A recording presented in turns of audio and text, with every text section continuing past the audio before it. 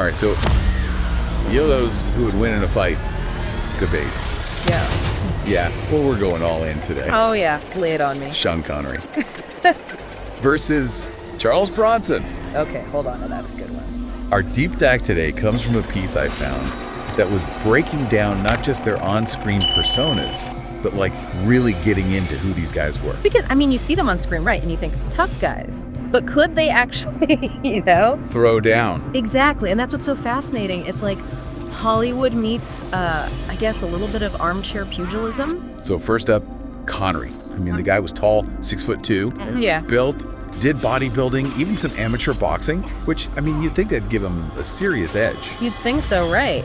But here's the thing, a bodybuilder's physique, not always the best for an actual fight. Oh, really? Why not? Well, think about it. Bodybuilding, it's all about size and definition. No. Not necessarily like agility or fighting technique. So all that muscle could actually be a disadvantage. It could slow him down. Now, his boxing, yeah, that could give him an advantage.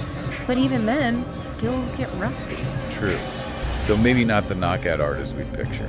Maybe not. But I wouldn't want to get hit by him. That reach, that's got to count for something. Right, fair point. So let's switch gears.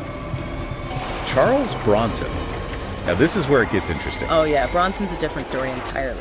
This guy was tough, like for real. You know, our source talked about his background. He was a coal miner. Coal miner. That's got to be brutal. Seriously. Backbreaking work, you're talking about strength, resilience, just this sheer mental toughness. And that goes beyond just the physical, you know? Totally. It's like an attitude. You can kind of see it in his eyes, even in his movies, like Death Wish. Right. And it's not just the movies. This guy served as a tail gunner in World War II. Think about that. Nerves of steel. Wow. Yeah, the source even said he was quiet but intensely focused. Didn't back down. You don't survive something like that without a certain grit, a kind of toughness that goes beyond just muscles. Okay, so we've got Connery, the trained, maybe less experienced fighter, and then Bronson, the hardened, real-deal tough guy. How's this fight actually play out?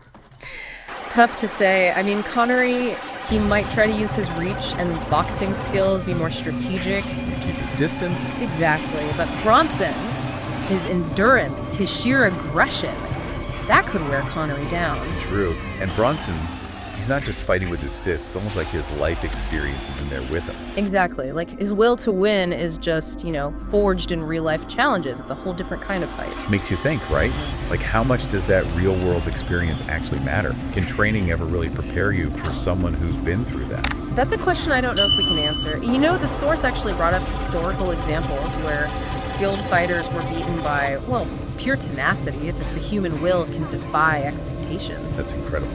So there you have it, our deep dive into Sean Connery versus Charles Bronson. Turns out, it's not just about acting tough. It's about who brings that real-life grit to the fight. Thanks for hanging with us for this one. It's a question to keep thinking about, for sure. Yeah, who knows? Maybe we'll find more sources to go around to someday. Yeah. All right, everyone. Catch you next time. See ya!